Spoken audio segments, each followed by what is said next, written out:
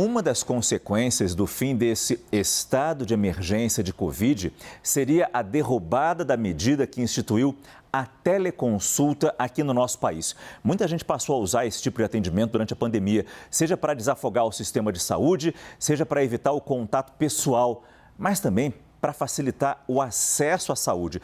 Para a gente entender o que já significam as teleconsultas no Brasil, a gente preparou uma ilustração aqui no nosso telão.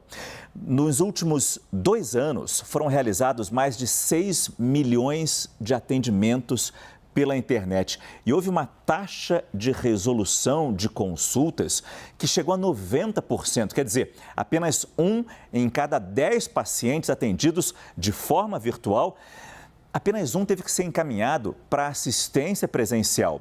E quem são os principais pacientes que utilizaram essa tecnologia da telemedicina? Nós preparamos uma outra ilustração para você. A teleconsulta foi usada principalmente por pessoas das classes A e B, 42%. Logo em seguida, vem as pessoas da classe C, com 22%, e das classes D e E, com 20%. O ministro da Saúde, Marcelo Queiroga, já disse que conta com um projeto no Congresso para regulamentar a teleconsulta no Brasil, mesmo com o fim da emergência da Covid-19. Vamos entender como anda esse processo ao vivo, conversando com o repórter Matias Brotero. Matias, boa noite. O que está previsto de mudança para essa regulamentação?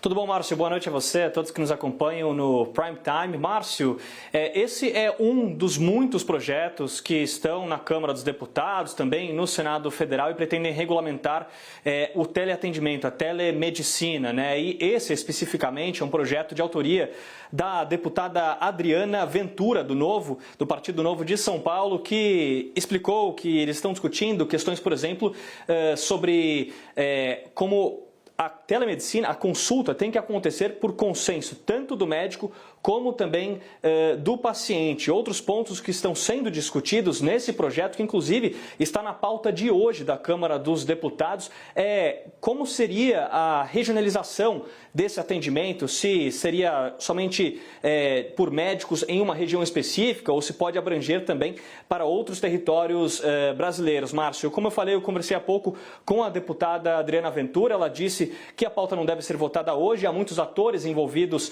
na produção dessa proposta, desse projeto de lei que ainda é de 2020. A ideia é que ele seja protocolado entre amanhã e depois de amanhã e aí seja votado na semana que vem. Márcio, inclusive, uma das principais preocupações em relação ao final do estado de emergência em saúde pública pela Covid-19 é o possível vácuo jurídico que pode estar relacionado a esse teleatendimento, a telemedicina. Inclusive, nós conversamos com o Dr. Jefferson Gomes Fernandes, ele que é coordenador do Programa de Educação em Telemedicina e Saúde Digital da Associação Paulista de Medicina, que explicou um pouco sobre a necessidade de celeridade da regulamentação dessa proposta, seja por um ato normativo ou por meio desse projeto de lei. Lembrando que a lei tem sim soberania acima do ato normativo. Vamos ver o que ele disse.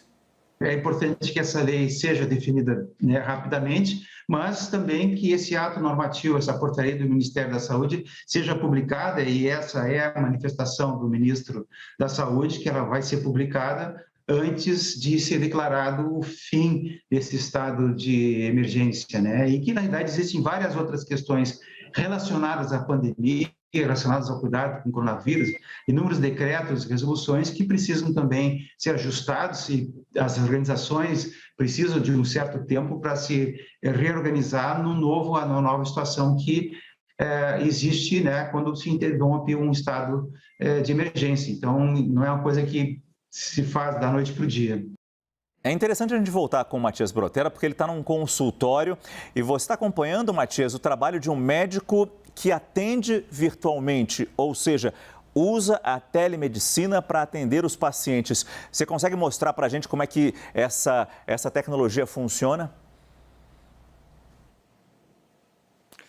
Claro, Márcio, inclusive é curioso dizer que eu estou no consultório, que também serve de escritório para o doutor que vai nos atender agora, o doutor Álvaro Furtado da Costa, infectologista do Hospital das Clínicas, né? Vou falar com o doutor Álvaro agora. Doutor, a realidade da telemedicina fez com que o escritório do senhor se tornasse um consultório médico. Agora, do nosso lado, de nós, né, que somos pacientes, a gente entra, solicita uma consulta, muitas vezes marca com antecedência, mas como é que é do lado do senhor? Mostra pra gente um pouco. Vou pedir para a Suelen Souza, repórter cinematográfica, mostrar pra gente um pouco como é que é o processo de acesso a esse sistema de telemedicina por parte do médico, doutor. Olha, geralmente os pacientes fazem um agendamento dessa consulta, existem plataformas digitais criptografadas, é importante lembrar do sigilo, né? A gente estabelece um tempo de atendimento, usa programas aqui no computador, onde a gente faz o agendamento, faz a consulta, tem retorno, consegue enviar pedidos de exames, receitas, ou seja, a gente consegue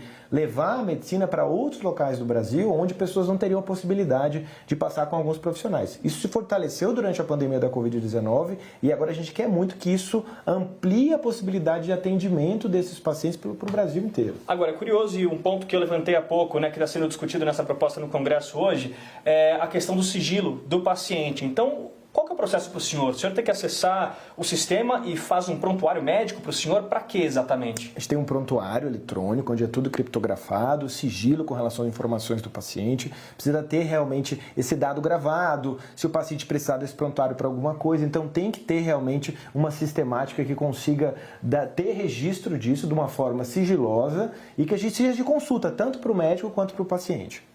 É curioso, doutor, que o senhor falou também que atendeu já uma pessoa com mais outros médicos envolvidos, né? Então, apesar das limitações, é possível você também agregar outros médicos em um atendimento só? Exatamente. Durante a pandemia, muitas vezes casos complicados, a gente consegue juntar um infecto, um pneumologista, um outro especialista para tomar decisões importantes da condução de um caso. Então a telemedicina ela vem como uma possibilidade de agregar conhecimento médico para prestar a melhor conduta para o paciente. Perfeito. Doutor Álvaro Furtado, infectologista do Hospital das Clínicas, muito obrigado por nos atender. Márcio, volto com você no estúdio.